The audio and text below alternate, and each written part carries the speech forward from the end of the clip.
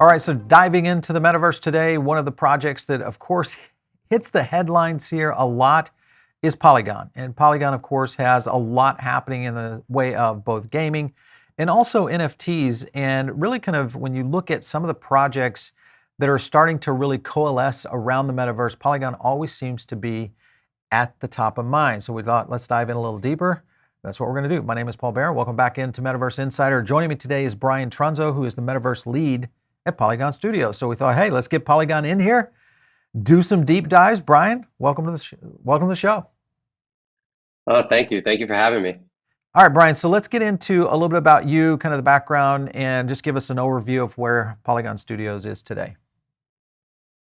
Yeah, so Polygon Studios is the advisory and consulting arm of Polygon vis-a-vis blockchain-based games, open metaverse, and NFTs more generally. So our task really is to operate in a biz dev capacity, in a marketing capacity, and in a tech integration capacity to bring the best IP on chain, both sides of the coin, right? And that coin being IP, both sides, one side being emerging Web3 players, and the other side being legacy IP holders who are looking to come on chain, who need a strategy and who need to learn best practices and learn how to deploy on chain safely and in a way that can scale.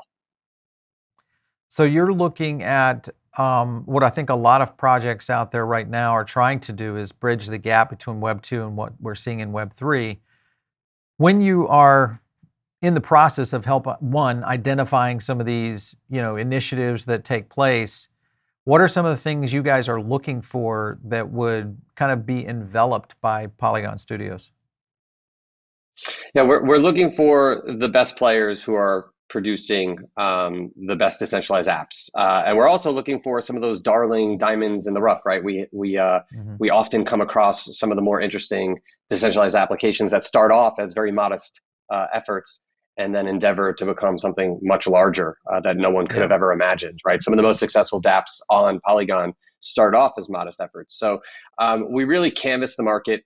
We look to see who's developing what and where. And then in terms of legacy IP holders, there's plenty of inbound. We really can't get out of our email box and our telegrams. Everyone is trying to figure out how to deploy on the blockchain, specifically Polygon, as we're one of the leaders. But strategically going after some of the bigger names out there who are developing strategies for Web3. There's a lot. I think there's a lot to unpack there because you do see both initiatives from, the traditional blockchain entities that are out there that are looking at those either partnerships, integration opportunities, possibly some sort of cross-chain application. But then you have all of the different types of brands and just traditional commerce that's starting to move into both metaverse, NFTs, et cetera. When you look at that, the landscape of where we're seeing growth, both in the NFT side, we'll stay with NFTs and metaverse for right now. Where do you see the most inbound and or general interest that shows the most promise? Oh, wow. I don't know if I could pick a specific area that shows the most promise because I take the long view that anything that can become an NFT will become an NFT, and that we will be living within digital existences whereby all objects are digitally scarce and have some level of utility, right? But to try to answer that question substantively, we're seeing lots of games, obviously, game studios, but also fashion brands, entertainment brands, media brands. CPG is really coming into the space as well. Sports, from the leagues to the teams to the individual players. Everyone is trying to jockey and understand how to do this in a reasonable way that doesn't either hurt their brand or in a way that they are coming off as looking to make a quick buck, right? So the idea is long-term sustainable strategies that build communities and turn consumers into super fans, right? How do we engage fans in a way that gamifies the experience and develops next-gen loyalty rewards programs, for instance, through the concept of NFTs? Yeah, I think that's a good point because you're really kind of seeing, I think right now, just a new mechanism around their thought process of how to address much of what they're trying to do from a brand position, or even from, a DApp, role. A lot of them are in that phase of really trying to get their heads around how all of this could potentially affect them. And where are the right players? Because that's the issue right now. There's a lot of options out there, and I think as we start to look at the layer twos and many of the innovations that are happening, the key here I think is going to be a lot of these partnerships, and then also kind of some of the short-term initiatives that actually gain traction. That start to move the market, and we start to see use case, kind of scenarios playing into the broader metaverse. When you look, okay, so when you look at we'll just say in general, right now, NFTs as they are today, you mentioned you feel like everything that you can think of that's of value at some point is going to get tokenized, and NFTs will become pretty much the building blocks of what we're going to have in modern day technology. With that being the case, and NFTs, gaming, obviously, we just looked at the City report, gaming will lead the way. We're starting to see some other markets that are starting to kind of crack the code a little bit for that. I'm more interested in timeline. Do you feel, and you guys obviously you get a chance to see this stuff early, you get to see the stages and the roadmaps. Do you think this is something that will meet some of the expectations that are put out by the market by 2030? Yeah, I think that 2030 date is a really great date to circle on our calendars and revisit, 8 years from now. It's always hard to pick a date, right? But something that we like to say in Web3 is that Web3 is speed running all that came before it, right? So in DeFi, Right. we're speed running Western finance, right? Yeah. In gaming, we're speed running Web2. And if you look at the proliferation of the internet from Web1 to Web2, and you kind of track through the mid 90s into the early aughts, really where the explosion started to happen, Yep. went through a bear cycle and then really exploded. You're really looking at a 15 to 20 year ramp up for Web Mhm. 1 and Web 2. And if things remain the same, that is, if we continue to live in dog years as we do in Web 3, because one day often feels like seven, I think that 2030 date could be a real seminal date that carries real weight, and that we can fulfill a lot of the promises of Web 3 by that date. I do think it's a reasonable date. Yeah, I'm in agreement with that because I kind of grew up in Silicon Valley and worked with a lot of tech companies. Really get to see that stage, and of course, back at that time in that era, we thought we were speed running, but in reality, now we look back and say, okay, that was sure it took us a lot of time, but in comparison to that era, it was still very fast in terms of the development cycles. Obviously, now it feels like you're sleeping. you know, when you look at the Yeah. speed in which blockchain moves. Also, that's 100% true. And another interesting point here, I think, is that we have a lot of the infrastructure that was needed for Web 1 and Web 2, right? We had to build a lot of that infrastructure. Yep. We have a lot of it already. And that which we don't have, whether it's cloud computing or, proliferated 5G, accessible 5G, there are some things that we still don't have. We have the foundation that's needed to put forth Web 3 on a macro level and lots of parts of this emerging metaverse. Yeah, I think that's a good point because you're right. You look at the companies that will be able to scale. A lot of that they were building, all of those engines and all of that infrastructure at the time in which they were building those companies. So even in the the mid 2000s when social media really started to blast off, that was still building on the essence of what they needed to just accomplish their technological feats they're trying to reach. If you look at that now and you think about Silicon Valley and when we talk metaverse, a lot of times we're talking about new innovation companies, obviously, dApps and, layer twos, projects like what you guys are doing, and then many others. But there's also this layer of titans that kind of run Web 2 out there, whether you look at Microsoft or NVIDIA, Facebook slash Meta. Out of those, do you feel like because of the fact that they've kind of overcome the infrastructure issues, that they'll be able to run at scale in comparison to the startups? Because that was kind of the difference that they had when many of those startups were being developed in Silicon Valley, 15 years ago. Yeah, I think it's an interesting point to bring up specifically, Microsoft, and you didn't bring up Apple, but Apple as well, right? Because, one would say that those who won Web 2 weren't even Mhm. around for Web 1. Never mind, they weren't the winners of Web 1. Right. Obviously, on the infrastructure side, on the hardware side, Apple and Microsoft have been here the whole way through. But that would lead one to draw a conclusion, I think a reasonable conclusion, that those who will win Web 3 either didn't exist for Web 2 or didn't necessarily win Web 2, right? So I don't Mhm. know that any competitive moat or any size really of any particular company would dictate that they're well situated to win Web 3. Of course, with resources come a head start and an ability to catch up quite quickly if you don't have that head start, if you haven't been working on that. So while I'm not in the business of picking who from Web 2 is going to be competitive in Web 3, I think it's important to note that there will be some emerging players that haven't even taken the field yet. That in 2030, to pick that magical date again, may be some of the biggest companies in the world.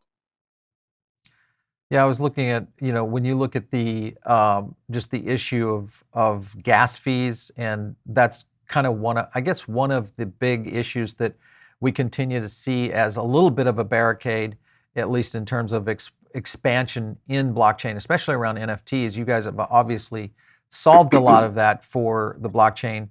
That being the initiative, is that obviously going to be a continued role of that? Where do you think that plays out as we start to see ETH2 start to roll out and we see the merge occur, which I think is still in track for this summer? How will Polygon play in that new sandbox? Yeah, I think Polygon just becomes more and more important over time, right? I think the name of the game is scaling the Ethereum virtual machine. I think that is the absolute name of the game that we are playing. Hmm. There is a theory in cryptography, in decentralized applications and protocols of sort of Zuku's triangle. There are 3 points on the triangle. You can only optimize for Yep. two: decentralization, speed, and security. Ethereum famously, optimizes for decentralization and security.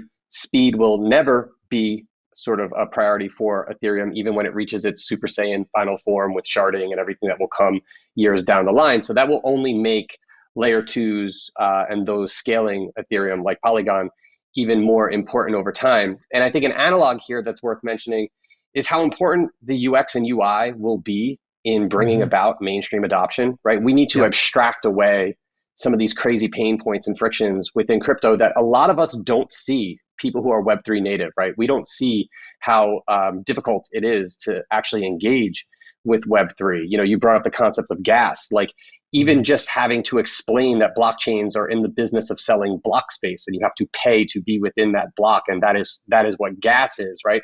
These concepts have to be abstracted away, the way that TCP/IP is a concept Hmm. that one does not need to know in order to send an email, right? So I think we have a great sort of confluence of things that are happening in the space that will bring about mainstream adoption, but we have to get through it first.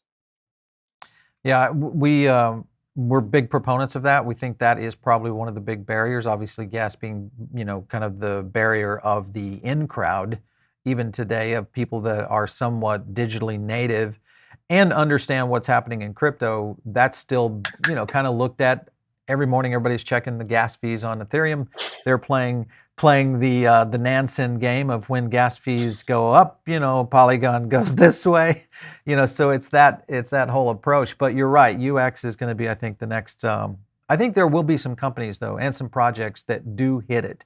Obviously, seeing that transition in the Yeah. gaming side of it, definitely, we're already starting to see kind of a light at the end of the tunnel for a lot of these gaming projects. When you look at that, because you are seeing a lot of these dApps at early stage. Are there any projects that you feel like, hey, these guys have already, or this particular project or area of projects have already identified this and they're starting to really address it?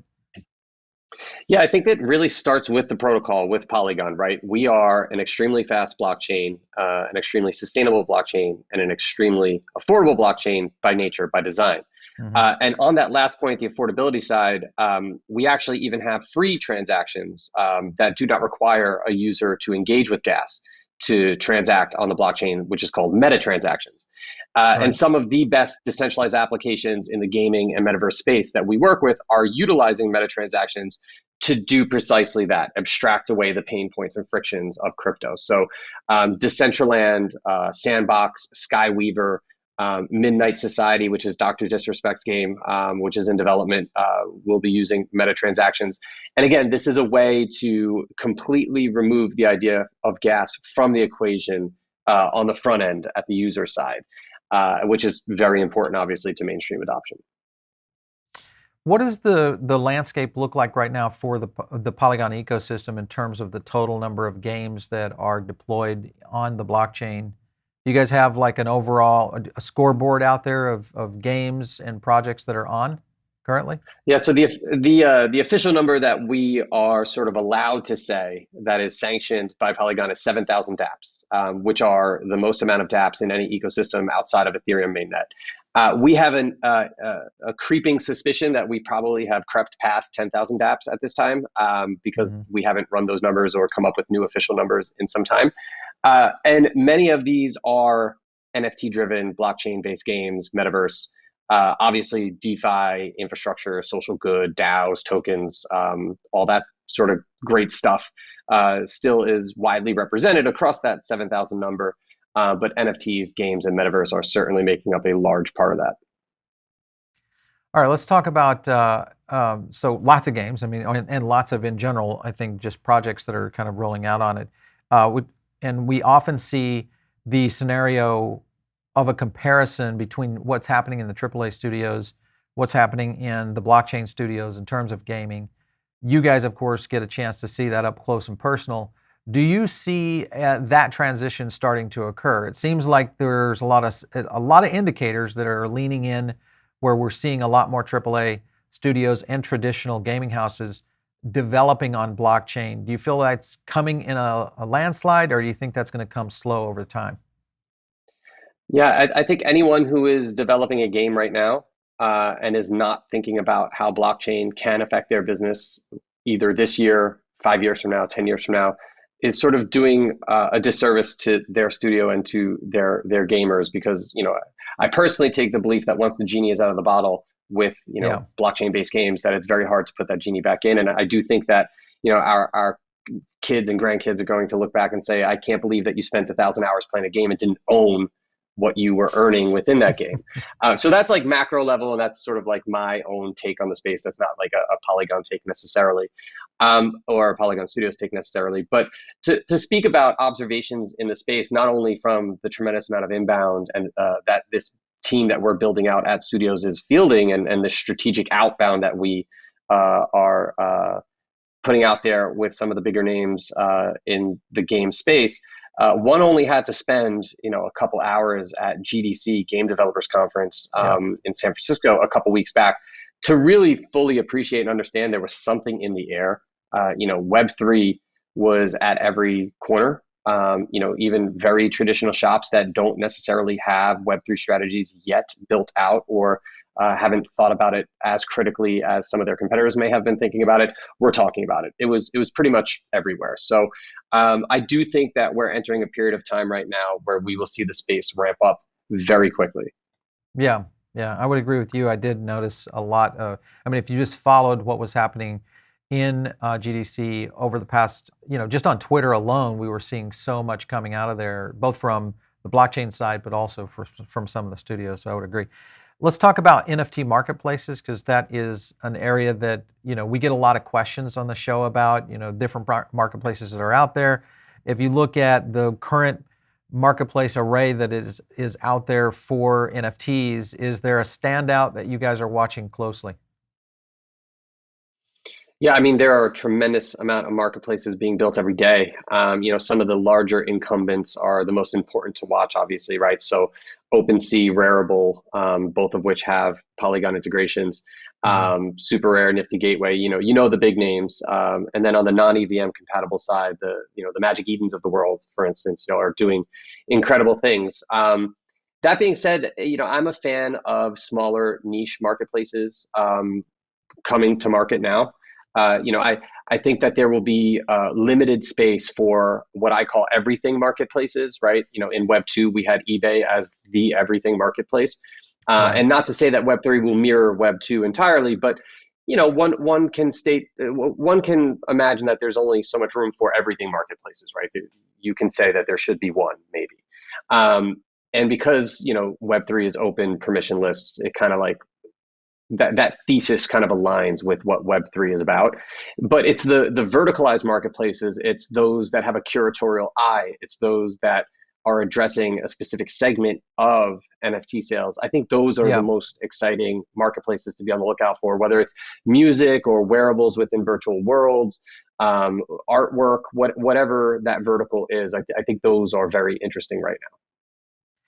What you hit on an interesting point there, and that is this kind of niche-oriented model that seems to be developing. We've noticed this in media, and especially as we start to see media start to converge into metaverse, understanding how blockchain will play a role within media outlets in the future.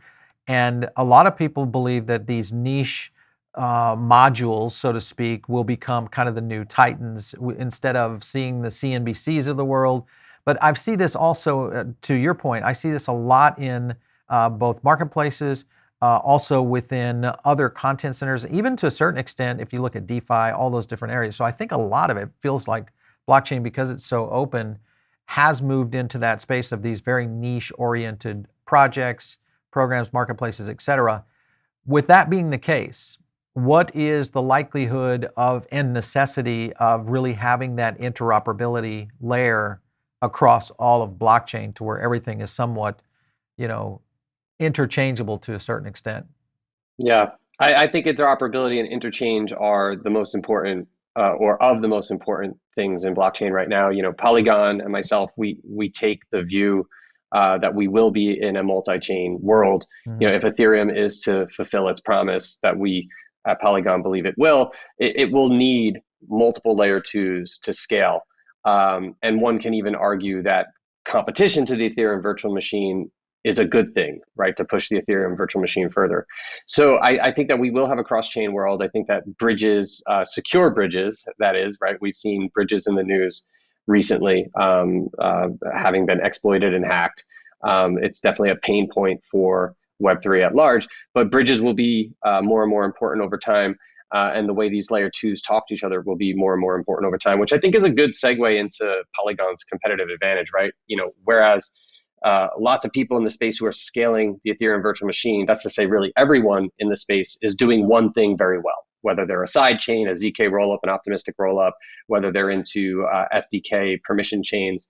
And Polygon is doing all of that. And our teams talk together and they're building composable programs to make sure that each of these projects, each of these scaling solutions talk to each other. So definitely see cross-chain as important, definitely see multi-chain as important, and Polygon is kind of leading the way there, one would say.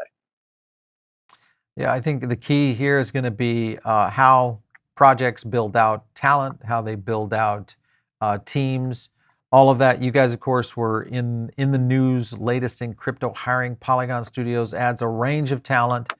Where are you looking to kind of build right now in terms of the team architecture? Where do you see the weak spots? Where do you see the strong spots to where you can really leverage up?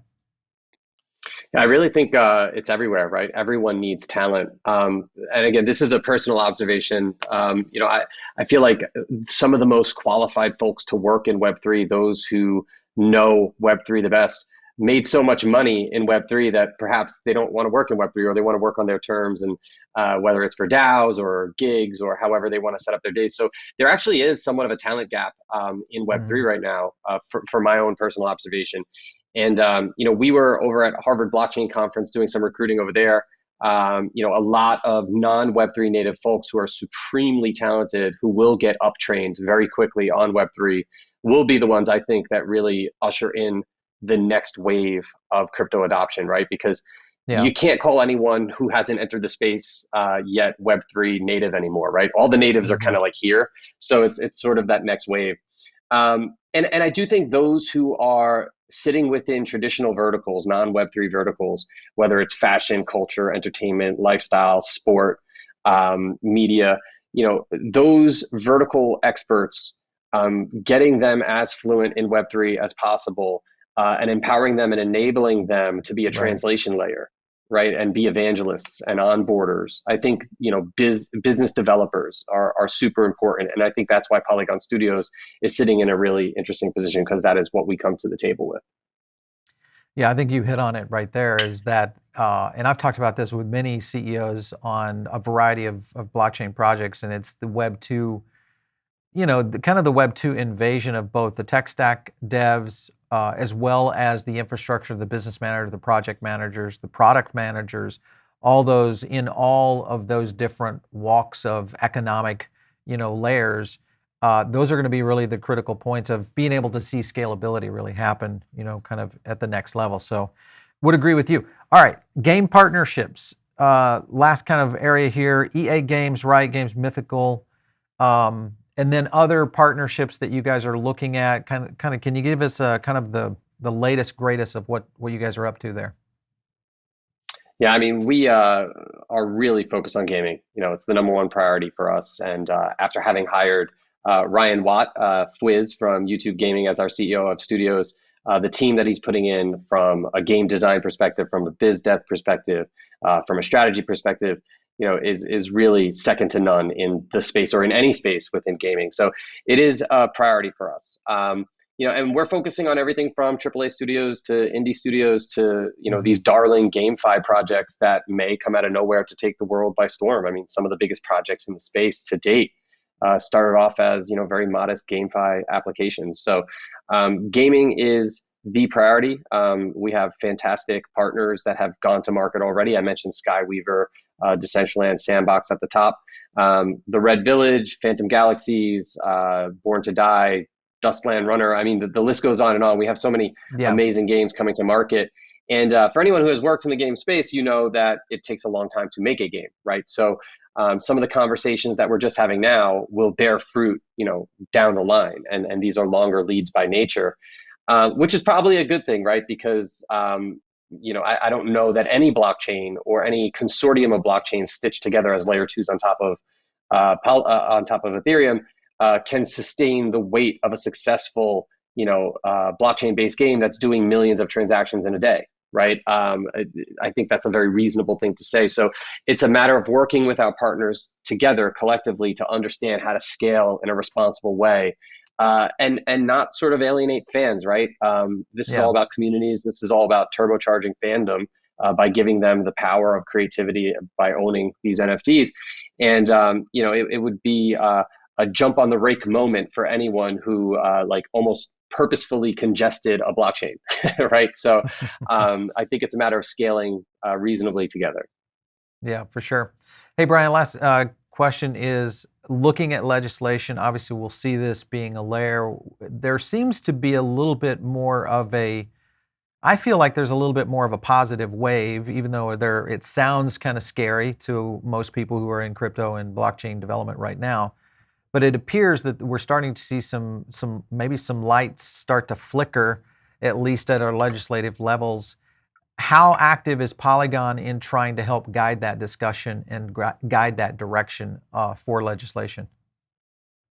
I unfortunately don't really have much to share on that side. That's not something that I get sort of like a purview to on the day to day. I know it's important to us and to all blockchains to make sure that there are friendly crypto regimes out there, particularly in the West. So I would imagine that we're taking leadership positions throughout, whether it's lobbying efforts or, working with the right regulatory council and working with regulators. But that's not something that I have information on. Well, hopefully it's going to be one that we'll start to see more and more, leading blockchain teams really kind of go in this direction for sure. Hey, Brian, it's been good having you on the show. Thank you so much for stopping in today. We appreciate it. Oh, it was a pleasure. Thanks. And I hope to join you again sometime. Thank you. Yep, for sure. All right, you guys are tuned in over on the podcast side of things. Make sure and check into our other podcast, because it is the Tech Path Crypto. You're listening to Metaverse Insider. But Tech Path Crypto will break down a lot more of our traditional. We get into a lot of TA side of things when you're thinking about tokens and things of that nature. And of course, if you want to check all the stuff out, do it over on our YouTube channel. It's where all these shows will land, and you get a chance to see a lot of the graphics here on Metaverse, a lot of our technical analysis as well on TechPath. And it's a great place for you guys to jump into a thing we call the Diamond Circle, which is our private member group. This is tens and tens of thousands of people that have joined this group. Make sure and jump in. It's free. You get a couple of emails a week. We drop in great nuggets, how-to guides, inside data and analytics from our own Crypto Power Index. So lots of stuff to do there. You want to catch me? It's out on Twitter at Paul Barron. We'll catch you next time right here on Metaverse Insider.